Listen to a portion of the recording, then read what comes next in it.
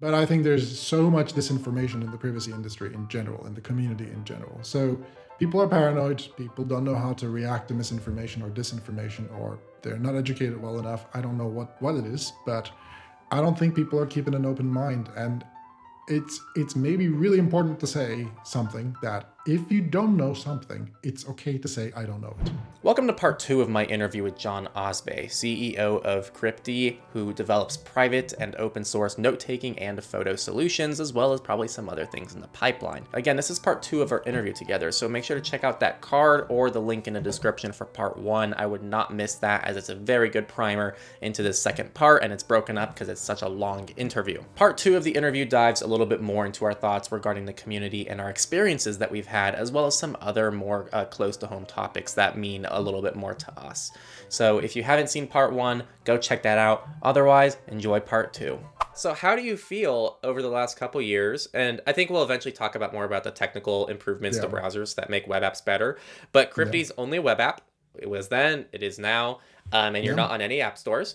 And I guess I'm curious now, in light of all of this bizarre sideloading situation. I'm so glad that we're a PWA, because we've educated all our users from day one since 2017. It's soon to become 7 years. Like we've done so much education on this that I'm very happy that I think our users understand what it is, why it is, how it is, all those things. And I think we're slowly winning, actually. If you think about all the additions that Apple's made in the realm of PWAs, you can now install PWAs on your Mac with Safari. You can now install PWAs on your iPhone from different browsers. This is an amazing new thing that browsers are slowly starting to roll out. Hasn't started with some major ones yet. But I'm sure Firefox will be the last. Shocker. But Still with that desktop?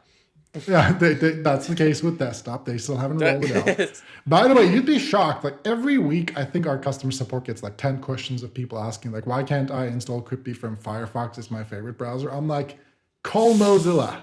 That's why. That's the reason why. They didn't want to reproduce Microsoft's efforts or whatever the fuck their excuse was.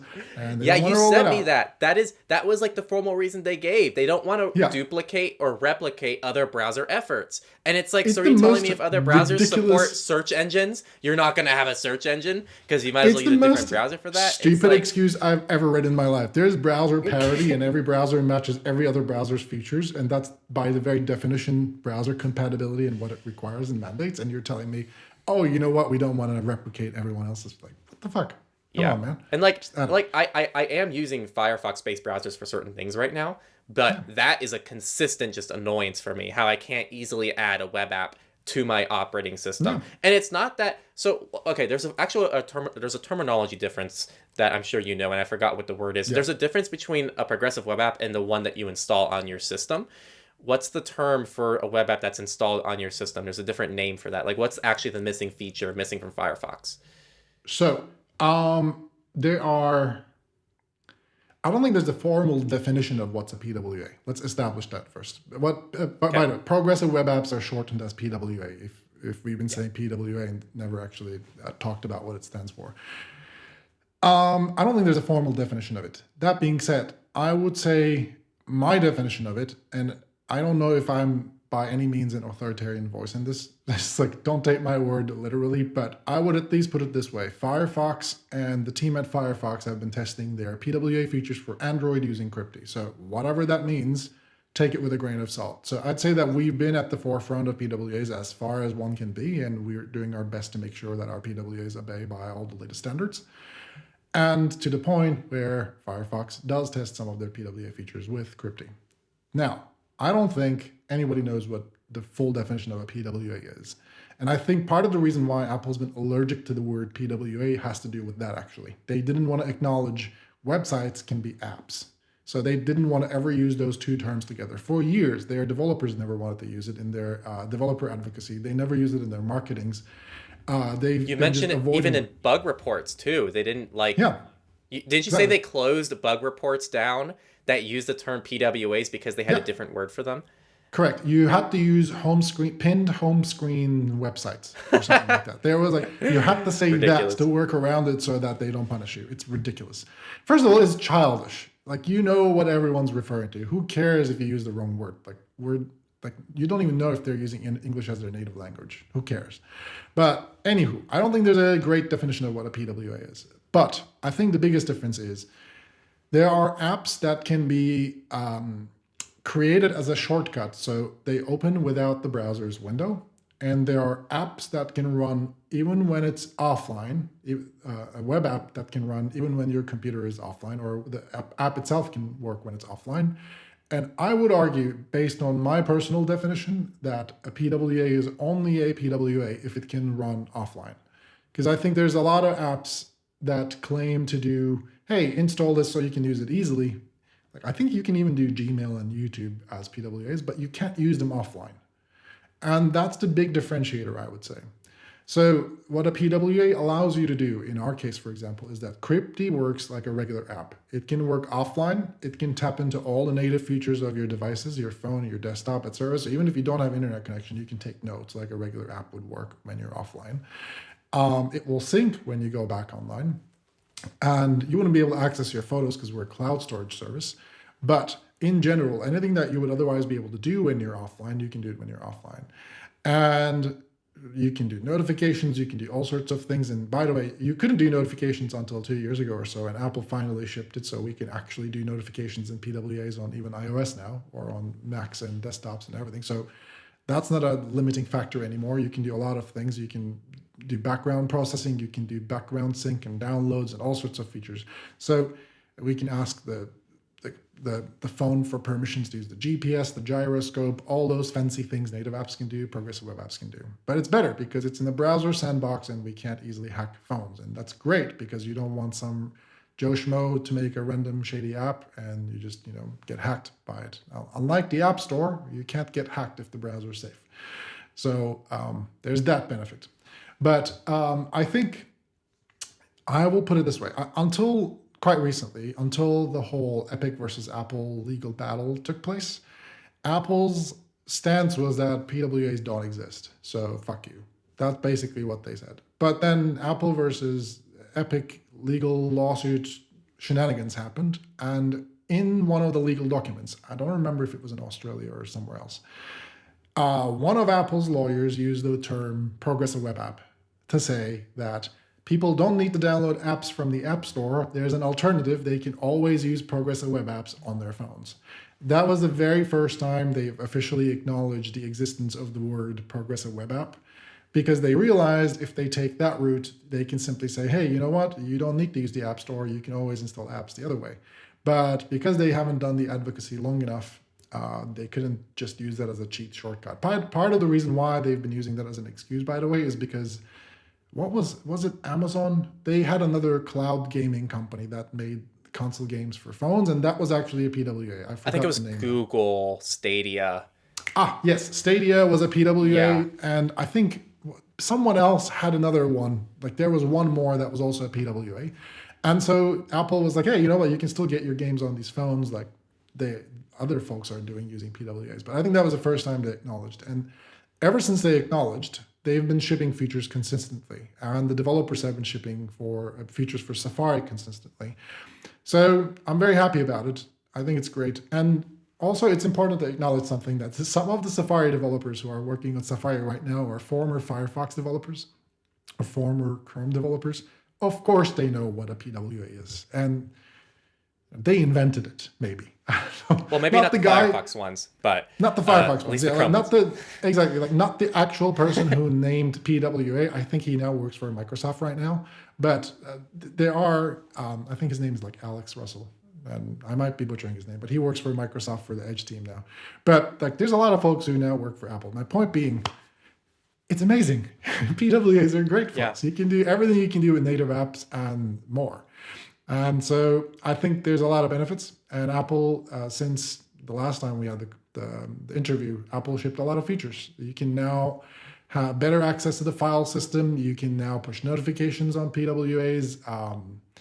You can do so much more. So it's been amazing. Third-party browsers can install PWAs in iOS now. On desktop, you can install it. All this happened in the last 2 years, and it's going to be another one of these interviews in 2 years, and you'll see 10 more things have shipped by then. So I think it's been going great. And I mean, look, to be perfectly honest with you, it hasn't been super smooth sailing either, right? Like we had a lot of friction onboarding users because people don't know what a PWA is. So you also have to educate them about how it works because Apple didn't do this education. Google tried, but it hasn't been consistent because browsers have different UIs on Android. And I think I'm happy that at least it worked, but we did get a lot of pushback from the community, and we did get a lot of people's questions there, like why do I have to use Chrome to install it on my desktop? We're like, you don't. You can use whatever browser you want as long as it supports PWAs. Like Opera supports it, Vivaldi supports it, Edge supports it, Samsung browser supports it, whatever. There's like a billion browsers that support it. If you want to use it, you can use it. It's just Firefox doesn't support it, and they suck. So that's Right. that. But yeah, man. Yeah, and I guess my only complaint actually with Apple's, I don't know if they fixed this, but when they rolled out Safari PWAs for macOS on desktop, which was big news, Yeah. it didn't allow exclusions in lockdown mode.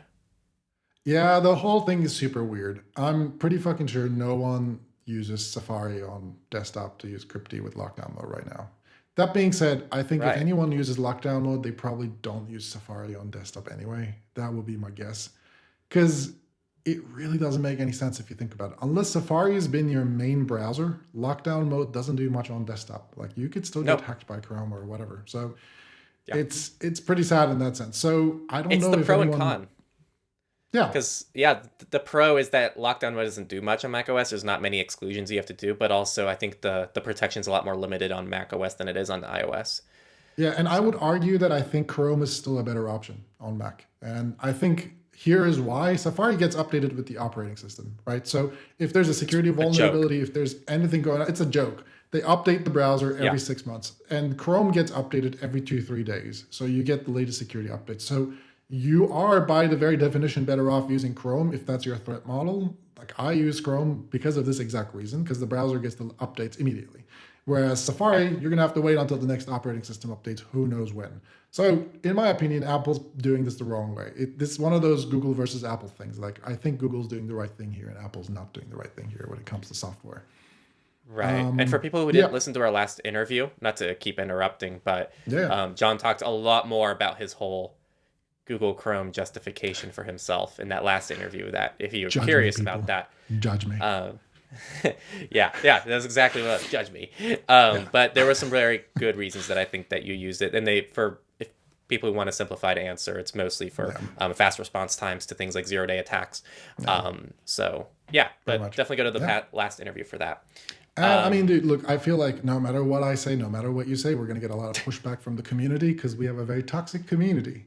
I don't know if this is a good segue to talk about how toxic the privacy community is, but it's pretty toxic. Right. And, Well, yeah. yeah, well, I guess, so I feel like every community can be toxic. So I don't think it's exclusive to the privacy world. I think what really blows me away about the privacy world is, and I use this analogy for you.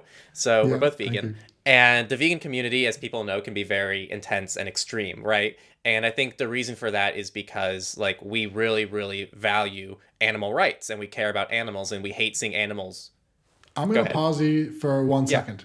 And I'm going Yeah. to say that if you care about human rights and privacy, I think you should care about animal rights too. It's kind of strange to say, hey, I care about human rights, but fuck animals.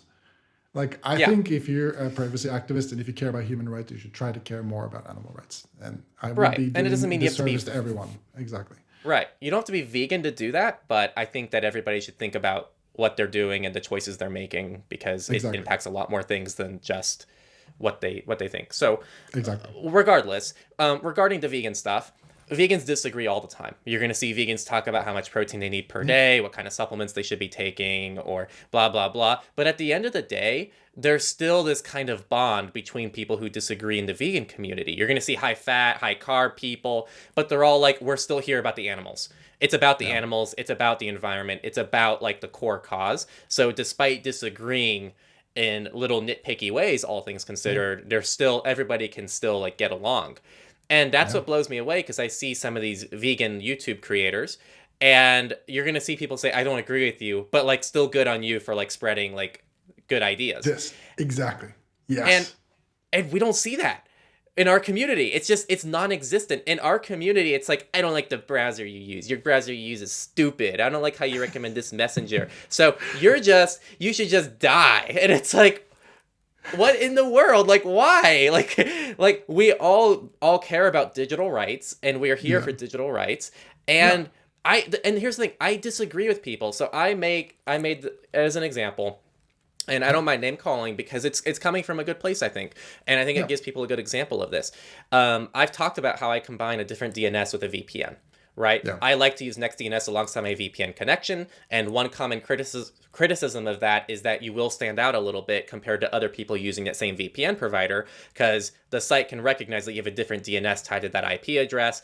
And so you're technically more fingerprintable across websites if you're doing this kind of configuration. And this is something that like Naomi Brockwell, who's another YouTuber, talked about in one of her videos, which I didn't watch the video, but someone relayed that to me and said, Naomi Brockwell said that you're more fingerprintable if you do this.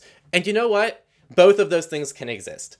Like Naomi Brockwell can say, I actually don't like to do this because I think it's more fingerprintable. And I can say I find the features that NextDNS provides me to be a lot more impactful and a lot more important than a slight fingerprint advantage across websites. Yeah. But at the end of the day, both of us still care about digital rights and keeping people safe. And just because we have different ways of doing that doesn't mean it's still not a win. So I know this has turned into a rant about me and me getting some stuff off of my chest, but I'm going to leave it in your court now as to, like, what the hell's going on? I don't know, man. It's really toxic out there. I don't think people realize how toxic privacy and security community has become lately. Not so much the cybersecurity community. I think it's been relatively better. InfoSec is good. Privacy community. I think InfoSec is good, but I think privacy community is absolute dumpster fire at this point. I don't know what the hell's going on. My only theory is that people have become increasingly ever more paranoid, and they're paranoid of everything. But you know what, like, that's not a healthy mental state to be in. Like, you have to have your facts straight if you want to be paranoid, and you have to be paranoid for a good reason if you want to be paranoid. Otherwise, you're just the tinfoil hat person. Let's just say you're like the typical tinfoil hat guy, meme type. I don't want to just use the word guy, but I think you become that meme if you're just like, the conspiracy theory tinfoil hat person, and it's just so unnecessary. So I feel like, I think people are overly paranoid and they've become very toxic. I don't know where to begin with, but it's been hell on earth lately. Our customer support team has been going through hell, and we've been going through the same hell on social media, and we decided that, fuck it, we don't have social media accounts anymore. We don't use Reddit, we don't use Twitter, we don't care about any of that shit. Doesn't matter. It's not going to matter at the end of the day because it's really toxic. All people do, and I will say this out loud, they just complain. Instead of actually having constructive arguments with one another, instead of having, hey, you know what? Maybe we have different threat models. Yay for us. We still want to have our privacy defended, blah, blah, blah. Like, I'm pretty sure in the comment section, there's going to be 10 more of these right now after this video. It's crazy. So I think at this point, the way I feel about the privacy community is like, as long as you can manage to remain not toxic and remain sterile, so to speak, from all that toxicity, by all means, go read about stuff and enjoy the community as much as you can. I think your forum's doing a good job in that sense, that I think there's like a much stronger moderation around toxicity, which is great.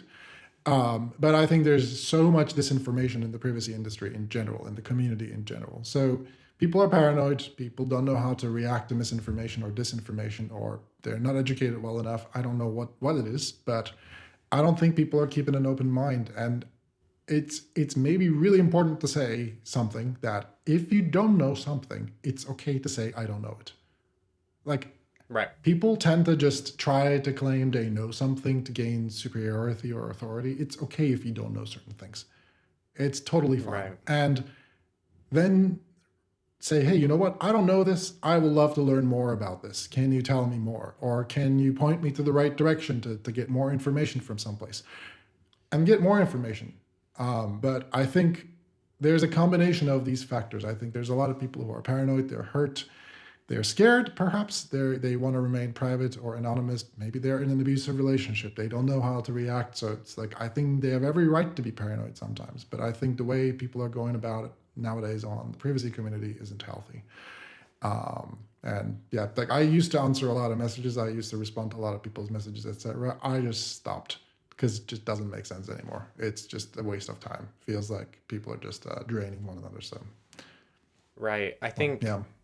Before I talk a little bit more about like responding to things and just the psychological side of things, one, I guess, important detail is that in this community, I think people think there is a way. There must be a way towards whatever your end goal is, to avoid companies or to be private, whatever it is, when that's just not the case. I think people assume that just because someone uses another browser that doesn't align with what they're going for, that the other person must be wrong, instead of just the other person has different goals than them. And so I think there's this weird, and it's like worse than the diet industry, because like in the diet industry there is always this whole idea that's spread that this is the diet. Like I will fix XYZ because my diet does XYZ. And we see this even worse in the privacy world, which is someone will say, you have to be using this tool or else everything else is like not secure, not private, not okay. And I think that's also kind of a downside of that approach as well, which is people don't understand that, like, to keep in the context of browsers, there's actually probably a perfectly valid use case for somebody to be using Safari. There's a perfectly valid use case for somebody to be using Chrome, Vivaldi, pretty much anything there is a valid use case for. Exactly. Even things like Pale Moon and the stuff that we kind of throw jokes about behind the scenes. But like even those browsers have some kind of use case for somebody, and that's okay. And you're like, maybe not, but maybe not Pale Moon, but that's okay. Yeah. but no, like, but like, I'm sure there is somebody where like maybe Pale Moon makes sense for their values and what they're trying to stop. I don't know know who it is, but why not? Like throw it in there. Those things can all exist, man. I don't understand, and it blows my mind. But I think there's a really interesting situation for sure that I think there's this context lost in the privacy community where two things can be simultaneously true, folks. It's okay. Like, I don't know where it gets lost in context, but it's fine that some people have different ways of doing the same thing. It's totally fine. It doesn't have to be this polarized. We're all trying to stay safe and private. That's the idea. If you're kind to one another, it'll be easier. It's not going to get easier if you're just rude and yelling into the internet. So, I mean, I think people are just stressed out about their personal lives, and it's a very easy way to take it out of everyone else because you're more anonymous and private in the privacy world, I suppose. So it's, I think it's easier to take it out of others when you're that anonymous and private. So I think everyone's stressed. If anything, that just shows that if everyone was happy, I don't think this would happen. So I would say people are probably stressed in their personal lives. Right. And it breaks my heart a little bit too, because it's not just you. Like, I talk with a lot of other people who work on like the projects that people use every single day. And it's a very cool luxury to have, because I can just message, if someone has a question about a specific browser, I can just message someone who's probably part of that team or developing one of the extensions. Like pretty much most of the tools on our resources page, a lot of them I have a direct contact with. And it is not just you. It is not just me. Almost all of them universally deal with the same BS. And it really is like a community-wide problem, to the point where almost, first off, I told you this before, and I've said this before. Yeah. Some of the teams straight up have dedicated therapists now. Yeah. To deal with the toxicity. I can totally understand.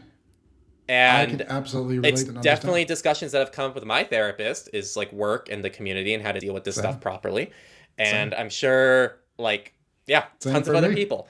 Same for me. So, I can say the same thing. It's like one of the biggest reasons why I spent hours in therapy is this toxicity in the community, in the privacy world, and this anxiety and the darkness it creates. And then people wonder, like, why aren't people behind these tools and companies spending more hours building these tools with the community? Why are they quitting? Why don't they respond to the community? This is why. And it takes an emotional toll on the people who are developing these services. Like, look, I love what I'm doing. I'm privileged enough to be able to live off of it. I don't have to worry about my income. I don't have to worry about my livelihood, thanks to Cryptee. But perhaps some aren't, and that's totally fine. You know, if someone's developing a small app or a small tool somewhere, that's also fine if they can't fully live off of that yet. But if you make it their full-time job to deal with online toxicity and you make them anxious and you make them depressed as a result of it, that's not cool. And I think we're putting a lot of pressure on people who are developing these tools to sort of be these, I don't know, messiah-like figures where they have to be like this perfect being that can handle all sorts of toxicity and still ship software every week and release updates every week and don't have any vacations and never sleep and always respond to customer support messages and whatever. It's like, it's not real. It's not fair. It's not going to work. It's only going to require more therapy hours, and you know that's going to cost. Yeah, it's intense stuff. I think people really don't take that into consideration when they're active as a part of things. And it's really sad too, because it's going to result in better user experiences for everybody, even if it's a service you don't like. Like, let's say you don't like a certain browser or a certain messenger, they might actually not be like, what's the issue in just relaying to them, hey, I don't like the fact that you don't have these 2 features that I really use for my messenger, and leave it there. And then they're actually more likely to listen to you and implement those changes. And also from the other perspective, you have to consider too that like there's a big difference, and everyone's experienced this. Yeah. There's a big difference between being required to do something and feeling forced to do it versus wanting to do it. Yeah. And the developers behind the tools you use are a lot more likely to want to do things if they feel like there's a purpose to it and the people who are using it actually appreciate what you're doing. Boom. So 100% this. Exactly. Yeah. Like this is so it. Like yeah, if you're a user, as I am for a lot of services, like, just don't be an asshole.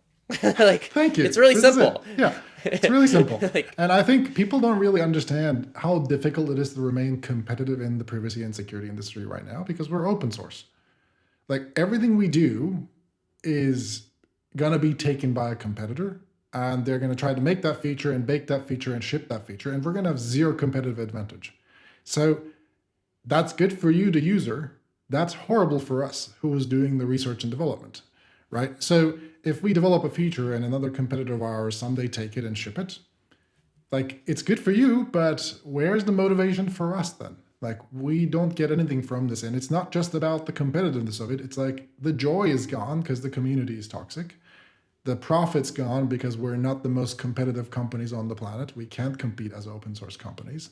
So what do we get out of this? You know, we're not going to get anything out of this otherwise. And at some point, the joy is important. We need to still be able to enjoy what we do and not just get yelled at every day for what we do about really random things that aren't even relevant quite often. So I think it's important for people to understand. It's okay if you have a different threat model. It's okay if you don't know certain things. It's okay if you don't understand certain things, but that doesn't require you to yell at others. Not just us, but others in the community either. And I hope people will improve, but we'll see. Guess we'll see. That was a big inspiration for the forum on my end, which I'm sure you're well aware, is to see what we can do if we have full control of a community from top to bottom.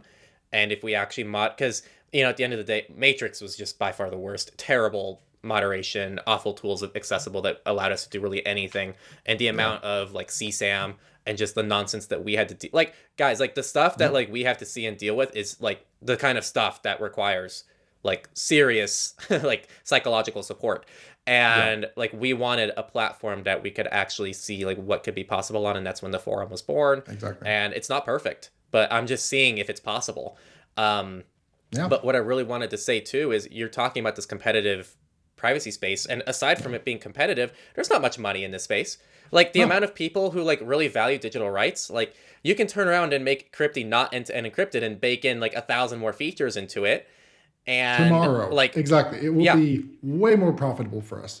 You don't think I want to add all these features and make money from it? Like, it will be so nicer for us to be able to ship 1 billion different features, and we don't, because we still care about your privacy and your security, and there is a peak market saturation at this point. We cannot reach more users at some point. We're just going to reach a point where it's going to be like, you know what? There aren't more than a few million if you add them up. And if you go into business, maybe do, I don't know, another 100 million, 150 million, then you get so desperate, I suppose, that you start throwing really shady SEO marketing blog posts, apparently, from what it looks like. Right. Once you reach peak market saturation. But I think it's really not that many. And I think people don't realize that. And there really isn't that much money to be made off of it. I mean, I'm not living in limos. You know, folks, I live a very modest life in Northern Europe. I mean, granted, I'm not I living live a very in limos. I'm living in Lamborghinis. exactly. But Please, no, and it's orange. yeah. But the one, just to like tie off that point though, I think the reason I wanted to remind people of this was, if someone is here to make money, they're not entering the digital rights space and entering this community. They're here because they care about the community and the purpose, which is digital rights. And when you're crapping, and like so I've screwed up about with this in the past for sure on my end, where I feel like, because we can criticize, and that's part of my job, is to properly criticize things so that people understand the limitations of services. And it's always hard on my end to juggle properly criticizing a service and properly communicating improvements that I'd like to see, and not being too harsh, and understanding that the only reason this person is in this space is because they have to care about digital rights. They're not here to make money off of people. There's so many better ways to make money out of people. None of us are here to make money. Like, we have to make money to survive and do well for ourselves, but like, there's so many better ways to use our time. So that's something that I'm kind of juggling too on my end as someone who has to criticize things. It's finding better, more effective ways to communicate my issues with them. And I have not been perfect about this in the past, but constantly. I think you're doing much better than most. I can at the very least say that as someone who's sort of like outside of this and sort of separated myself from the crowd quite often with social media, like going offline and whatnot. I'd say you're doing pretty well. But it also makes me happy. Like, it's not all bad, guys. Like, there's a lot of good, like, quite often in our customer support, every 2 days, every 3 days, we get these amazingly beautiful messages that tell us, hey, I got out of a really abusive relationship thanks to Cryptee. Or they just tell us how much they love what we do and how much they enjoy their time on Cryptee. So it makes me really happy that there's a lot of great people who appreciate it. Thank you all. Like, I deeply appreciate that. Seeing those, reading those make me and everyone in our customer support team, everyone in our engineering team make really happy. Thank you. So I think the more there is kindness, the more we can do to help you out. I mean, at the end of the day, we're still trying to help you here. If you keep that in mind, that's what we're in the business for. We can give you much more. I promise we're working around the clock. Sometimes we may be slightly delayed with our customer support messages because we get a lot of them, but I promise we're trying to help. And right. Yeah. Right. And I think it goes for a lot of services. So I guess for people listening, and here's the thing, the people who are loud and obnoxious are people who are actually like on these platforms all day. And so I'd say for those of you who have lives, who are just listening to this, like driving to work because you have things to do that aren't just complaining on the internet, like, if you can, just like 5 minutes at the end of the week, if you can just like email or send a little like message to like some of your favorite services or some of your favorite people in the space, like that goes a long way. Like, it's just all it takes is like one nice comment out of 5 bad ones, or one nice email out of 5 bad ones, or one post, whatever the hell the platform is. That stuff really matters. And we try not to put too much value on it because we can't, to protect ourselves, to make sure that we can still stay sane. But those nice ones really are nice to hear. So I'm glad that you get those too. Because exactly. And if you're doing that, please do write something like, hey, I love this feature and I don't like this feature. We need feedback too. If you're taking the time to write that, we love you. It would be so nice if you could also tell us what you like and what you don't like. We could really use that feedback. But this was I think much needed to get it off our chest because the community is pretty bad. We complain about it a lot on Signal. So but it's not just us. Like I said, it's everybody. It's the people I work with. It's the people working on other services. It's other community members who are a little more even-handed, I'd say. Very good stuff. Now I guess we're kind of getting to the final stages here for me. But you were saying, I want to know how you use Cryptee, how it's evolved in the last few years. You were mentioning that you'll talk about. Yes. So my Cryptee usage, it started with really just like basic notes. Like, I was keeping track of things. My big use case for Cryptee was Signal Note to Self, is where I kind of took all my notes, actually, which isn't really a notes-taking program. For those who use Signal, it's essentially a conversation with yourself that's automatically synced across all your Signal devices. And I realized I kept losing things because there's no easy way to like keep track of things. And I'm like, wait, did I put that in my note to self? Oh, but I have 4 weeks disappearing messages. That's gone now. Blah, blah, blah.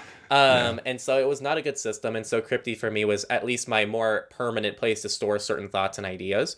And then at first I tried using it for journaling, and I didn't like it at first for journaling, but then I kind of like dove more into it and I started to like it for journaling. And now it is what I use for my journal. So now I have a folder with a journal template with a morning and evening for every single day. I wake up, I open Cryptee, and I put in my morning routine. And then I do the evening one in the evening.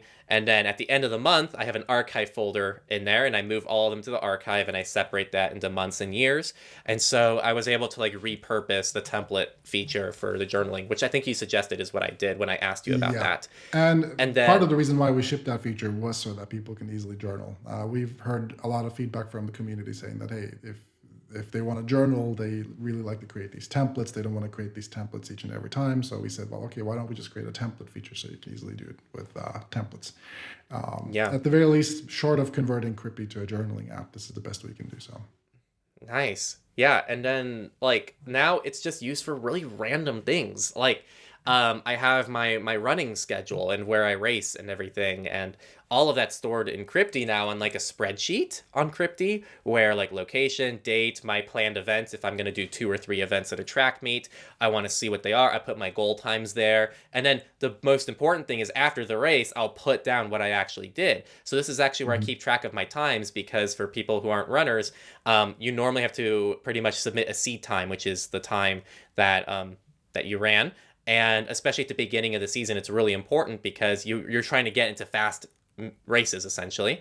And so they're going to ask, what was your fastest time from last year? And it's like, well, you're down to like the 100th of a second. So, was it 155.64 for the 800? Like, you need to know that time. And so it's easy to go back and reference what I ran last year, put it in. So I use it for tracking my races. I use it for tracking like the animes I'm watching and the movies I'm watching. I have like a scoring system now, so there's a whole spreadsheet, and I can rate things. And it's super cool because like in the past when I like meet people, or if I go on a date or something, and then it comes up like, oh, what are some of your favorite movies? I go, oh, I'm ready. And then I'll like whip up Cryptee and I'll be like, here, you can just check them all out, and it's all in a big spreadsheet, which is really fun. Well, I'm happy we could save your dates. Makes me very happy. Oh yeah. And then with photos, I still haven't found a good use case for photos though.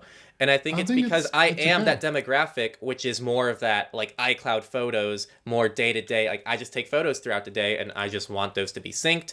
There is no automatic syncing yet on Cryptee, so it's hard to do backups. Yeah. But I think what it is good for is kind of what you were talking about, and maybe we'll talk about more of the use case for Cryptee in a second here. Yeah. But it's more for someone who's like, I need to transfer photos to the cloud right away. I want it to be in a very safe location. I don't want it to be on my device at all, perhaps. And that's where I think Cryptee Photos comes in. So actually, I do use Cryptee Photos for a couple like backup important photos that I have, like documents and stuff, where, if I got locked out of my, if I got locked out of my accounts, or the documents burn in a house fire or something, I still have access to those important documents. So I do use it as like a backup location. But yeah, Cryptee Photos is still a challenge for me, I think.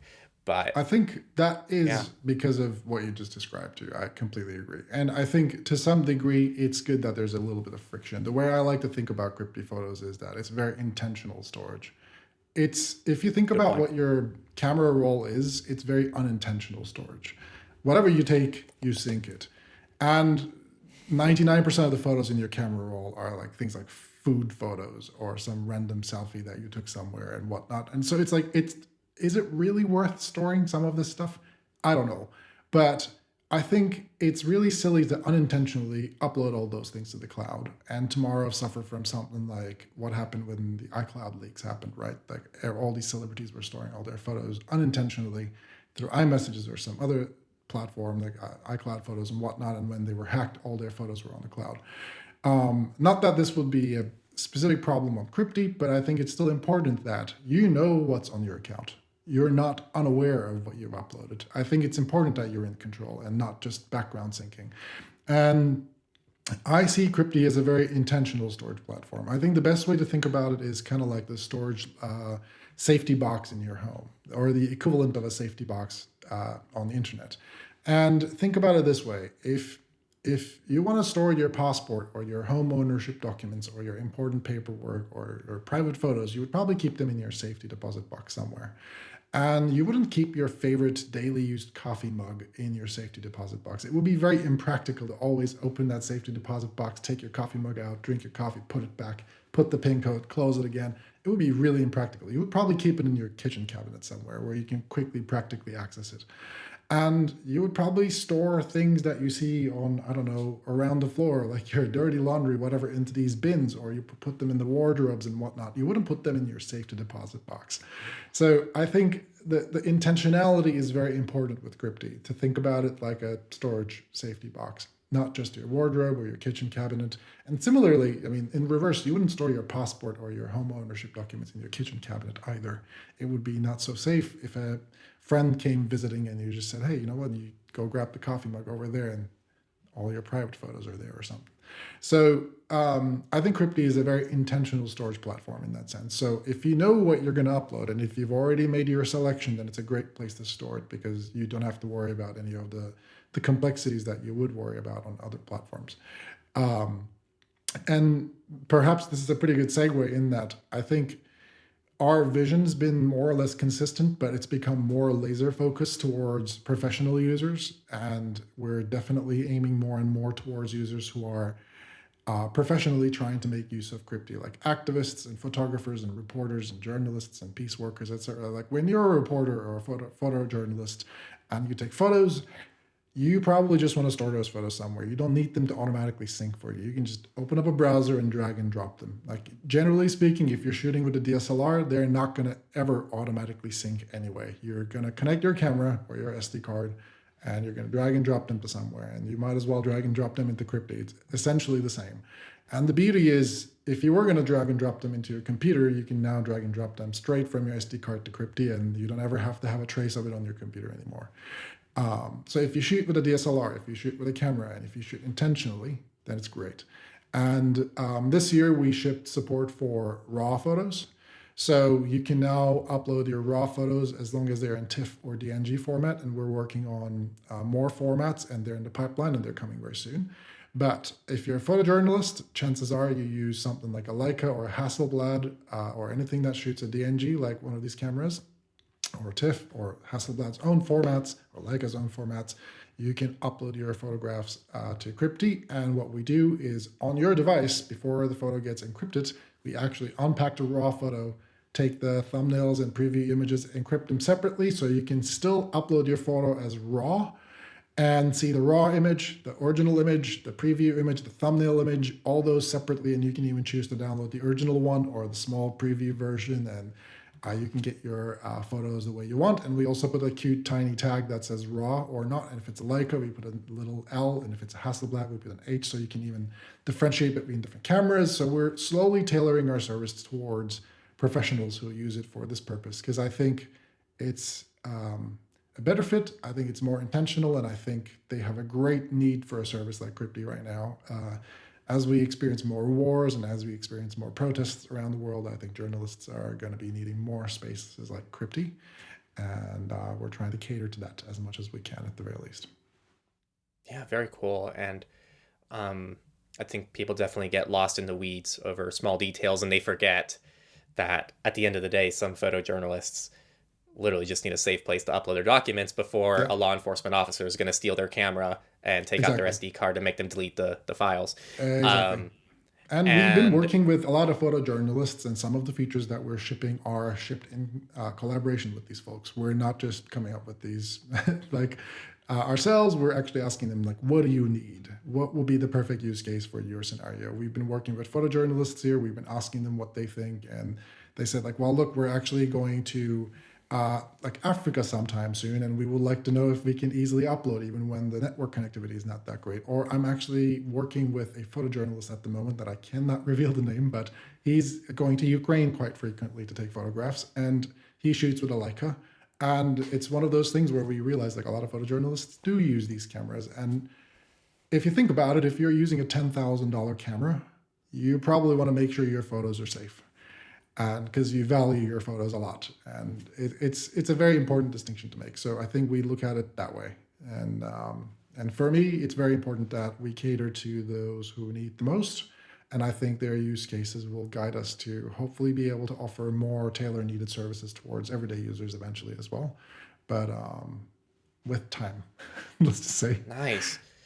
Yeah, how because when I was over visiting you, you're just walking around with your Leica, which I assume A is fun and just as a hobby thing as someone who It's a really appreciates fun and camera. Yeah. loves Yeah. photography, but also it's good for you to be able to test, and I think you were uploading those to Cryptee, and it was a good test for you to see just how well your Leica Exactly. integration was working, because I Yeah. think that Your was trip right after to you rolled out Leica. Exactly. Well, so Like, funnily enough, the reason why I got the Leica is because I decided that we should add this to the platform, and we basically bought a Hasselblad, a Leica, and a bunch of other cameras for the company, and we had the first take photos with these cameras, which is, I suppose, the joy of working for a photo storage company and test these cameras as photos and upload them to Cryptee. So I ended up becoming a Leica user myself after we started integrating, and it was amazing. And it was actually a great joy for me to reach out to Leica and work with them and understand how their platform works and sort of not collaborate, but sort of understand from them, learn from them what they expect from their users and what their users expect from them, and be able to cater towards their users specifically. So for us, it was very important that we understood the user base. So it was great. And like, I think Leica's an amazing company. I think they're a very reputable company. Similarly with Hasselblad from our neighbor Sweden, it's amazing for us to be able to work with these amazing reputable companies to be able to ship great software that works with their great cameras. So I'm a big fan. I love my Leica. I think it's a great camera. I think it's a big joy for me to be able to shoot with it. And as you know, I'm a big fan of all things monochrome and black and white. So like, I have an M11 mono, so I shoot a lot of black and white photographs. It only shoots black and white, and it's been a great joy. And in case if you're wondering, and if you're a Leica M11 monochrome user, Cryptee does support M11 monochrome, and it also tags your monochrome shots separately from your regular M11 color shots, so you can actually distinguish them separately if you're uploading raw photos. But yeah, I think there's a lot of small details for those who are Leica owners might know or not know, but we're trying to cater to the crowd as best as we can. And nice. yeah. Yeah, you got some cool photos when I was there, so I'll probably leave some on the video You for can, people watching yeah, the I was video. gonna say you can And link to them, show yeah, it to them, and whatever you want to do. It's yeah. all I'm Creative Commonsing it right now. It's all Creative Commons, all yours. Do what you Well, want. I'll just include them in the video probably, but you definitely got my favorite shot that you got is actually my new like cover for Mastodon and Oh, like my it's the personal one on the channel and ferry, stuff. right? Yeah, Yeah, the it's pretty ferry nice. over to Estonia from Helsinki. Well, it's Yeah, Tallinn from Helsinki, and then I think you it have looks just the great. windows in the back. It was a really like very nice centered shot, monochrome. Leica It has was a a really nice very shot. distinctive look. Yeah, yeah. Makes me happy Yeah, that we got a very bunch of cool. cool shots. Yeah. Well, feel free to link to photos if you find anything nice, and it's all yours. So just do what you wish. Yeah. But I'm happy, man. Yeah, it Well, makes me happy. But yeah, Well, I guess the last thing, and we talked a lot more about this in person, so I guess I wanted to ask for a status update, but also we can recover this a little bit. But yeah. I guess what's next for Cryptee, and something I'm hearing a lot about is the data center that you're working on. Mhm. And so I guess I was curious, like, what's going on with that data center? Why are you opening a new data center? What's that process been like? And aside from that, just what else are you able to share about, I guess, Cryptee going forward? Yeah. Um, because, Um, yeah. yeah. I'll start. I mean, the whole process with the data center, I don't even know where to begin with. It's been a very long journey. First of all, we didn't want to use third-party subcontractor data centers. We wanted to have our own, and we wanted to make sure we have full control over everything from down to the fiber all the way to the storage. But it's actually surprisingly difficult if you think about how many photos are being uploaded to Cryptee and how many files are being uploaded to Cryptee and how storage hungry our platform is exponentially becoming. It's very difficult to be able to open up a data center and catch up with the demand, basically.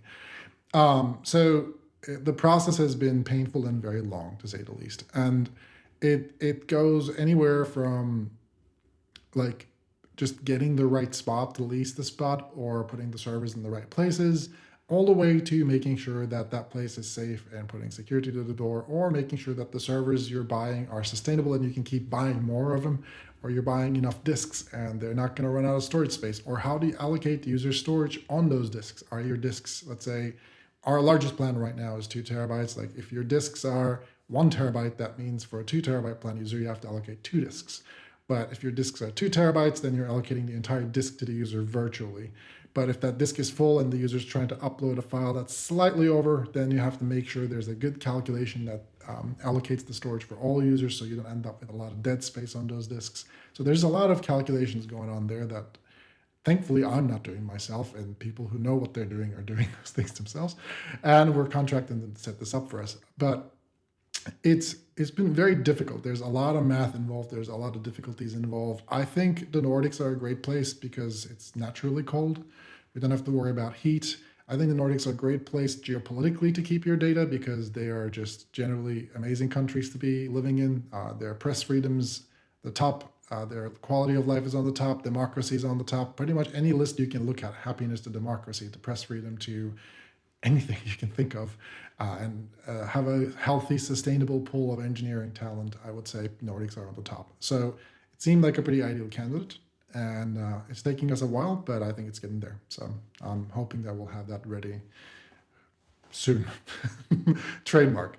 But definitely, I don't know when, but I think it's going to be soon. But I can at the very least say that we're working on that. That's going to be big. It's going to speed things up a lot. I think having a redundant data center where we can keep the data in a way that we can access it faster is going to help us a lot. And I expect us to gain a lot of speed benefits in the next 6 months or so once we start rolling out some of these things. I don't know if the data center will be fully ready for anyone to walk in and out, but I think we're going to get a lot of speed benefits from it. So that's big. Like, we're aware that when you're saving a document, things are starting to slow down because we're physically slow to catch up at this point. And we're actively building things to keep it fast. And it's been a very interesting challenge. But it's interesting, man. And also, like, for us right now, as I mentioned, like, we're trying to keep our focus laser sharp and not get distracted with all the little features and nitty gritty things that, like, some of the users are rightfully asking for some of these bells and whistles. And, like, on one hand, we want to ship all those things. On the other hand, we're even thinking about removing features because we realize that it's kind of unnecessary to have those, kind of like the Brave customization that they removed quite recently, like the fingerprinting, strict fingerprinting. Exactly. Yeah. So we want to make sure that we're allocating our engineering hours on the things that matter, if that makes sense. So I think it's super important for me and the folks that I work with and our customer support team members who are working around the clock that we're not keeping any dead features around. We're just focusing on things that really matter and not wasting time. And so we're going to remove some features, we're going to add some features, but we're going to keep our laser sharp focus as sharp as possible so we can ship some features for reporters and journalists and peacekeepers and activists and peace workers. It's going to be great. And we're trying to make it so that it's a very cozy home for everyone. It doesn't matter if you're a sex worker, it doesn't matter if you're an activist, you should feel at home. We just want you to feel safe and home at Cryptee. That's the idea. So we're working on that. And we realized that the more we ship features towards this crowd, the more appreciation we're getting from them versus the everyday users who are probably better off using iCloud photos with encryption. So I think it's important to remember, like, these platforms are really efficient. They're great. And I think you should go use them. There's going to be limits to those platforms. And as soon as you hit them, then come find us. And I think you're going to enjoy what you find on Cryptee because I'm hoping that we will hit those spots that you're missing. That's at least what we're trying to do now. We're going to add much better photo management features, and we had 2-3 other entirely new apps on our horizon for a while now. We announced it last year, but we never talked about what those apps are, and we changed our home screen so we can accommodate those, but we're going to keep it a secret, and we're going to release it all when they're ready. You already know it, Henry, but I'm just going to keep it a secret from the rest of the people because I think it's going to be fun. It sucks, man. It sucks to be in my position because I feel like I have so much inside scoop on, like, so many different services. Yeah, you gotta and, like, I just can't talk about them, exactly. which really sucks. It's hard. Yeah, but they're exciting things. Yeah, but we're trying to make it very exciting and fun. So we'll see. We're trying to be we're trying to ship as many fun new things as we can. And we're also, I just want to say this, like, I don't want to become yet another platform where all the shit that you expect is there. We're trying to hit very unexpected things that I don't think a lot of people are expecting. I think a lot of people are thinking, like, is it going to be a to-do list app? Is it going to be, like, I don't know, a reminders thing? It's not. We're not going to hit the usual productivity shit. We're going to hit some very different angles that I think is going to be very exciting at the very least. And I hope you'll feel the same once it's out. But yeah, that's pretty much what's on the horizon. And yeah, like we're going slow and intentionally. And I think it's good. We're not in a rush. And when we ship something, it works on all platforms. We're not trying to prematurely release anything and make people wait for years till it's on the next platform. So it's going to take us a while, but it's going to be good. Right. Well, man, that was a lot of stuff. I mean, I feel like we covered a lot of ground. I know. Really, we got like easily really 2 technical. hours of footage here. Yeah, well over 2 hours, so like almost 2.5 hours at this point. But a lot of great information just on the technical side of things, and more of the behind the scenes on development, which we also talked about in the last interview. But I think there's just so much more context now, and it's a much longer interview, and a lot of changes in the tech space the last couple of years. So it's been kind of fun to see how we're all evolving and trying to deal with those updates, I guess. So for sure. Yeah. Is there anything that you want to finish things out with, or? Well, if anyone watching this, you guys have any ideas for cool features, hit us up with our customer support on cryptee.e/help, or send an email to me. It's john@cryptee. Just let us know what you want. We'll do our best to ship it. We'll do our best to accommodate it, especially if you're a journalist or a reporter, someone who uses Cryptee professionally. We really want to hear from you. We want to know what you need, and we want to cater to your needs, and we want to make Cryptee the best home there is for you. So let us know. And also let us know how much storage you need. Maybe we'll change our storage plans. Nothing's fixed in stone. So maybe we'll make some changes, but we want to hear from you. We don't have any analytics. We're never going to know unless you tell us. So tell us. And it may take us a while to get back to you because Henry's popular, and I'm sure we're going to get thousands of messages now, but we will get back to you. I promise. Thank you for having us again on the channel, having me on the channel again, Henry. Oh, yeah, of course. Time. Thank you. Yeah, man. yeah, of course. Appreciate it. Yeah, it's really great to have you, and it's just a pleasure to just have someone that I feel like I've developed like a relationship with, to talk with in an interview. Man. Appreciate it. So yeah, likewise. We should do the next one in person. I feel like it's going to be a lot better. Yeah, I think it'd be fun. Person's definitely more complex to do. It's hard to get like good video quality and a lot more moving parts. We'll figure out the logistics, but yeah. Thanks, man. I appreciate it. We already planned this one out. We'll just live with this and then deal with that one later. Sounds good. Well, thanks for matching my clothes and thanks for matching my clothes and making it all black and white, and appreciate you, dude. Thanks for doing what you do. So of course, man. Thank you. You too. Cheers, man. Likewise. And that's a wrap, everybody. If you enjoyed this interview with John as much as I did, please let us know. Send us some love. Share it around. It really makes a big difference. You know, the privacy community is pretty small, and so word of mouth really does go a long way if you think this is something valuable. We'll also most likely be uploading clips from this interview onto our Clips channel, so check out Techlore Clips if you want to check out any segments from this, so that way you can share specific segments from the interview instead of having to share a whole hour-long interview or more if you're talking about part one. I really want to thank John for this. I couldn't have done this without him. Obviously, he was the guest, but also just the fact that he sat down for such a long time. And I hope that you're happy with the result. I hope that everyone watching is happy with this, and I hope you all learned something from this and got some value out of it. And I'm just appreciative that there's people who listen through this whole podcast and really are dedicating themselves to the digital rights space and improving not just their safety, but the people around them. So thank you all for being a part of this. It means so much to have had this opportunity and to be here and to share this experience with all of you listening. Last thing I'll say, if you really enjoyed this and this resonated with you and you want to see more of it and you want to support initiatives like this, I do ask that you try to support us on Patreon or any other platform. We're also on LibrePay. We have a Ko-fi account. We support Monero as well for those of you who want private methods of contributing to what we do. But all of those support methods go a long way to ensuring that we can do this and continue to do this in a sustainable way. So just throw us a little bit of love. If it's not financial, it can be just a like, it can be a share, it can be a nice comment, whatever you can do, send it our way. And we'd really love that. Again, thank you, John. Thank you all for listening, and we'll see you next time on Techlore.